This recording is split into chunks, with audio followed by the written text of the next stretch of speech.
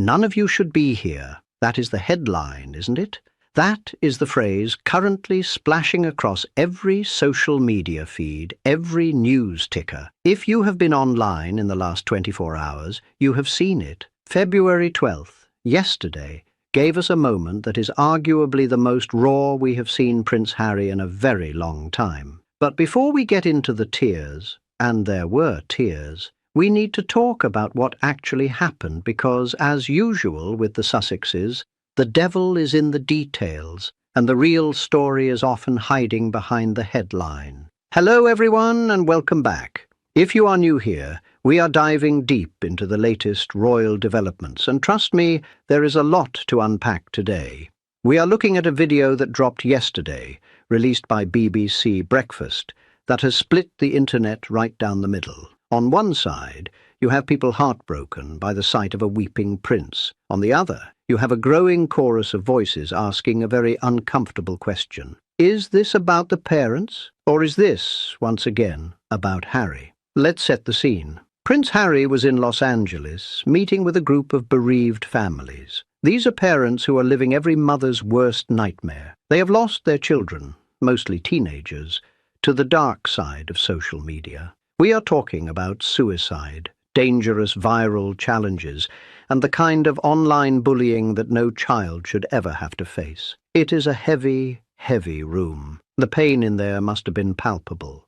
And there is Harry, standing up to speak. He looks tired, doesn't he? That was the first thing I noticed. He looks heavy. He starts speaking, and his voice is already trembling. He looks at these grieving mothers and fathers and says, "None of you should be here." It is a powerful line. It's the kind of line that grabs you by the heart. He went on to thank them for telling their stories, for their courage. He said, "Truth, justice, and accountability. Those are the three things that will come from this." If he had stopped there, this would be a very different conversation today. If he had just championed those parents, shone the light on their tragedy, and stepped back into the shadows, we would be talking about Prince Harry, the compassionate advocate. But he didn't stop there. And this is where the hot part of this news really ignites. In the middle of this incredibly sensitive speech, while addressing parents who have buried their children, Harry decided to make a comparison. He brought up his own legal battles.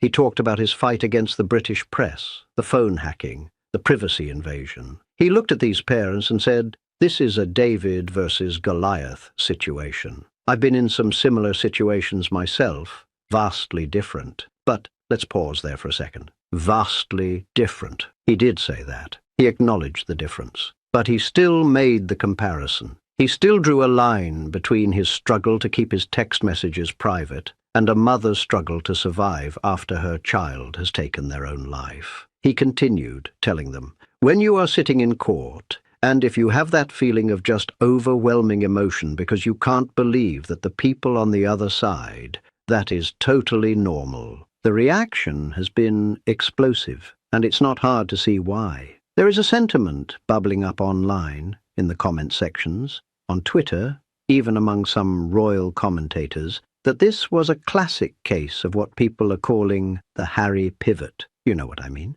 The moment where a global tragedy or a universal cause suddenly becomes a mirror for his own personal grievances. Critics are asking, why bring up your court cases now? Why, in a room full of people grieving the ultimate loss, do you remind them that you too have sat in a courtroom? Is it empathy? Or is it a desperate need to be seen as a victim, even in the presence of much greater victims? The David and Goliath reference is particularly telling. Harry has used this phrase before to describe his war with the tabloids. By recycling it here, he is effectively linking his brand, his crusade, with the deaths of these children. To some, that is powerful solidarity. To others, it feels incredibly uncomfortable. It feels like co-opting tragedy. And then there were the tears. Harry choked up. He had to stop. He swallowed hard, looked down, and you could see him fighting to keep it together. Now, I am not going to sit here and say his emotions weren't real. Harry is a father. He has two little ones at home, Archie and Lilibet. The thought of losing a child is enough to make any parent weep. When you look at the faces of parents like Ellen Room, her son Jules died in 2022, it breaks you. It is entirely possible that Harry was just overwhelmed by the sheer sorrow in that room. But here is the cynical take that is gaining traction, and we have to address it because it is everywhere. There are people asking if this was a performance. We know that Netflix cameras are rarely far away. We know that the Sussex brand relies heavily on high emotion, on truth-telling, on vulnerability. Was this a moment of genuine human connection? Or was it a clip designed for the next documentary? Harry the empath, Harry the savior. It's harsh. It is a harsh thing to think about a man crying. But this is the bed they have made, isn't it? After Spare, after the Oprah interview, after the reality show, the public trust is fractured. People don't just see a prince anymore. They see a producer. They see a narrative being constructed in real time. And let's look at the timing. This video lands on February 12th. Just as rumours are hitting a fever pitch about what is happening back in London, just as we are hearing whispers about his financial situation, about the strain in Montecito, it feels convenient. A viral moment of pure emotion, right when they need a win, right when they need to remind the world, hey, we are the good guys. We are the ones fighting the giants. Because make no mistake, the Goliath he is talking about isn't just social media companies. In Harry's mind, Goliath is the press. Goliath is the palace. Goliath is the institution that he feels drove him out. By framing these parents as Davids, he is recruiting them into his army. He is telling them, I am like you. We are fighting the same monster. But are they? Is fighting for better moderation on TikTok really the same as fighting for a settlement from a newspaper group? Is the grief of a mourning mother really comparable to the anger of a prince who doesn't like his photo taken? That is the question that is making this video so controversial. It's not the tears, it's the context of the tears. It's the feeling that even in his most selfless moments, Harry cannot quite separate his own reflection from the window he is looking through. Now, while Harry is in Los Angeles, weeping on camera and rallying the troops against the tech giants, what is happening across the pond? What is the king doing? What is William doing? The silence from London is deafening, and it is a very specific kind of silence. It's not the silence of confusion, it's the silence of indifference. While Harry's video is racking up views and sparking debates, the royal family is simply working. King Charles, despite his health battles, is carrying on. Prince William is out there doing the job. There is no commentary from Kensington Palace about Harry's speech. There is no statement of support, no "we stand with the Duke." Nothing. This contrast is becoming the defining image of 2026. You have Harry, loud, emotional, constantly in the media, constantly fighting, constantly explaining his pain. And then you have William and Charles, quiet, stoic, just getting on with it. It brings us to the second major part of our story today, and this is where the gossip gets really juicy. Because while Harry is crying in public, the word on the street is that the doors in London are being bolted shut permanently. We have been hearing rumours for months, haven't we? Will they reconcile? Will Charles forgive him? Will William soften? Well, the latest intelligence suggests that the answer is a hard, resounding no. There is talk of a meeting, a sort of Sandringham Summit 2.0. But this wasn't about negotiating Harry's exit. This was about negotiating his permanent exclusion. And the name that keeps coming up in these whispers might surprise you. It's not just William, who we know is done with his brother. It's not just Charles, who is too tired and too sick to deal with the drama. It's Princess Anne. Yes, the Princess Royal, the hardest working woman in the family, the one who never complains, never explains, and frankly, takes no prisoners. The rumour is that Anne has been instrumental in this new blockade. She is the one saying, enough. She is the one pointing out that the monarchy cannot function with a loose cannon rolling around on the deck. Think about it. Anne is all about duty. She's about the institution. To her, Harry's behaviour isn't just annoying, it's a dereliction of duty. It's a betrayal of everything their grandmother stood for. If Anne has indeed stepped in and said he cannot come back, then Harry is truly out in the cold, because Anne doesn't play games, and this blockade isn't just emotional, it's strategic. The royal family is moving on. They are planning the next decade, the next reign, and in those plans there is simply no column for the Duke and Duchess of Sussex. They have been erased from the spreadsheet. So you have this incredible split screen. On one side, Harry in California, surrounded by cameras, tears streaming down his face, fighting Goliaths and trying to be the hero of the people. On the other side, the grey men in suits and the family in grey coats quietly closing the ledger. But here is the thing about being blocked. When you are shut out, when the phone calls aren't answered, when the olive branches are fed to the wood chipper, panic starts to set in. And that brings us to the other half of the Sussex equation. Because if Harry is crying, Meghan is reportedly, well, the word being used is hysterical. We are going to get into that in just a moment. We need to talk about what is happening inside the Montecito mansion. Because if the rumours are true, the pressure cooker is about to explode. We are hearing about staff walking out, brands failing to launch, and a nuclear memoir that might be the only card they have left to play. Harry's tears might be for the cameras, or they might be for the parents, but I have a feeling they might also be a little bit for himself, because deep down he has to know. The bridge is burned, the boat has sailed, and he is stranded on the other side with a Goliath that doesn't care about his press releases.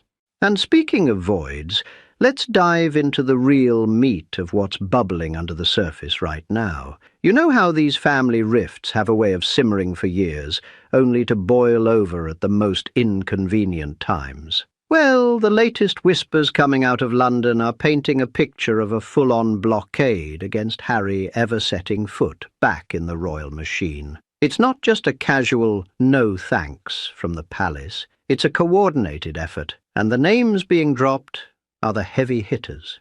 William, Charles, and yes, even the no-nonsense Princess Anne. Picture this. Behind closed doors, there's talk of what insiders are dubbing Sandringham Summit 2.0. Remember the first one back in 2020, when Harry and Meghan sat down with the Queen, Charles, and William to hash out their exit? That was child's play compared to what's allegedly happening now. Sources close to the family say that in recent months, especially with Charles's health not being what it used to, there's been a series of quiet meetings. Nothing flashy, no press releases, just the core group circling the wagons. William is reportedly at the helm, adamant that Harry can't just waltz back in for a soft return or pick and choose duties. He's not budging, and why would he? After all the bombshells in Spare, the Oprah sit-down, and that Netflix series where every family skeleton was dragged out for the cameras, trust isn't just broken. It's shattered into a million pieces. But it's not just William calling the shots. Charles is right there, upholding his late mother's ironclad rule. No half-in, half-out royals. You can't have the perks of the crown while chasing Hollywood deals on the side. It's all or nothing. And for Harry, it's looking like nothing. The king might have that forgiving streak. He's always been the softer parent. But with his own battles to fight, he's not risking the stability of the monarchy for a prodigal son who keeps stirring the pot. And then there's Anne. Oh, Anne. She's the wild card in all this, isn't she? The Princess Royal, who spent her life grinding away at hundreds of engagements a year without a single complaint, reportedly sees Harry's potential comeback as pure madness. She's aligned with William and even Camilla, forming this unbreakable front to protect the king from more drama. Anne's practical to her core. She doesn't do sentimentality. If Harry's return means more headlines, more leaks, more distractions from the real work, then forget it. The door's not just closed, it's bolted shut. You can almost imagine the tension in those summit rooms. William, still stinging from how Harry went after Kate in his book, calling her out when she was dealing with her own health scares. That's not something you forgive overnight. He's protecting his family first, the monarchy second. And Camilla? Let's not pretend she's forgotten being labelled dangerous and a villain in Spare. She's Charles's rock now, and she's not about to let Harry bring more stress into their lives. It's like a royal version of a family intervention, but instead of welcoming the wayward member back, they're drawing a line in the sand. No invitations to Balmoral, no casual chats at Windsor, just silence, which, as we all know, speaks volumes. Now, flip the scene over to Montecito, where things are apparently unravelling faster than a cheap sweater. If the blockade rumours are hitting Harry hard, they're sending Meghan into what sources are calling a full-blown meltdown. And honestly, who can blame her? Well, actually, plenty of people are pointing fingers right back at her. The lifestyle brand she launched with so much fanfare, American Riviera Orchard, has been a flop from the start. Remember the big reveal? All that hype about artisanal jams, rosé wine, and whatever else was supposed to scream Montecito luxury. It sounded good on paper, but months later, where are the products? Stuck in trademark hell, plagued by paperwork screw-ups, and 0 actual items on shelves. It's like she thought slapping her name on some strawberry preserves would rake in millions, but the public's not biting. Sales? Non-existent? Buzz? Fading faster than last season's trends. And the money? That's the real kicker. With the Spotify deal in the rearview mirror, remember how that Archetypes podcast fizzled out after one season? And Netflix not exactly begging for more content, the cash flow's drying up. They've got that massive mortgage on the mansion, staff to pay, security details that cost a fortune. And let's not forget the endless PR machine trying to polish their image. Insiders say Meghan's in hysterics, blaming everyone but herself. The employees get the brunt of it. Fired left and right, accused of sabotage or incompetence. It's classic deflection. The brand's failing because of bad advice or leaks, not because maybe, just maybe, people are tired of the constant victim narrative wrapped in luxury branding. She's reportedly pacing the halls, ranting about how the royal blockade is the final nail in the coffin, cutting off any chance of Harry dipping back into the family fold for some easy goodwill tours. Panic's setting in over this blocked status. Meghan's always been the strategist, the one pushing Harry toward independence, but now that the doors are slamming shut, she's seeing the reality. Without that royal connection, their star power dims. No more leveraging the titles for deals, no more Duke and Duchess cachet to open doors in Hollywood. It's got her in a tailspin, sources claim, with late-night strategy sessions turning into blame games. She's even turning on Harry a bit, whispering that if he'd played nicer with the family, they wouldn't be in this mess. But here's the thing. It's her influence that's kept him on this path, isn't it? That push for freedom, for telling their truth, which ended up alienating everyone back home. Now, with the family united against them, she's feeling the squeeze, and it's not pretty. Which brings us to the threat that's got everyone on edge. The rumours of Meghan's memoir. Oh yes, the nuclear option. If Harry's spare was a grenade, hers could be the bomb that levels everything. Whispers are circulating that she's shopping around a tell-all, demanding publishers cough up chapters in advance before any payment, talk about control issues. But she's reportedly seeing red because the offers aren't as juicy as she'd hoped. Publishers want to see the goods first, make sure it's got the dirt to sell. But Meghan's holding back, paranoid about leaks. It's a standoff, and in her frustration, she's hinting at dropping even more family secrets. The behind-the-scenes of Megxit, the alleged racism rows, maybe even some Camilla digs to settle old scores. It's the ultimate revenge play. If the royals won't let Harry back in, she'll make sure the world hears her side, louder than ever. But is it a bluff? Some say yes. Others think she's serious, especially with the brand tanking and funds low. Imagine the fallout. Another round of headlines, more family fractures, and Harry caught in the middle, torn between loyalty to his wife and the fading hope of mending fences with his dad and brother. It's got the palace on high alert, with Anne reportedly advising Charles to stay firm. No concessions, no olive branches. William's team is pushing the narrative that any reconciliation now would be inherited chaos for when he takes the throne. It's like a chess game, and Meghan's memoir is the queen piece threatening checkmate. Of course, this isn't happening in a vacuum. Let's not forget the other ripples in the royal pond. Just last week, there was that awkward moment at the Well-Child Awards where Harry showed up solo, all smiles and handshakes. But the press couldn't resist stirring the reconciliation pot. Experts piled on, blaming William outright for blocking peace with Charles. It's like everyone's got an opinion, but the truth is, William's focused on his own path, tackling homelessness with Homewards, supporting Kate through whatever she's facing privately. And Anne, she's out there doing her thing, visiting lighthouses and farms, embodying that quiet duty Harry seems to have forgotten. Meanwhile, back in the US, the Sussexes are branching out, or trying to. Harry's been spotted at more events, like that emotional dinner in LA with those grieving parents, but even that's drawing mixed reactions. Some praise his advocacy, others call it performative. And Meghan? She's dipping her toes into acting again, or so the rumours go. But after the Suits hype died down, Hollywood's not exactly knocking down her door. There are whispers of a cooking show tie-in with the brand, but with no products to promote, it's all vaporware. Then there's the Epstein shadow that refuses to fade. Old connections resurfacing, with Meghan allegedly imposing strict orders on Harry to stay silent amid the family crisis. It's another layer of intrigue.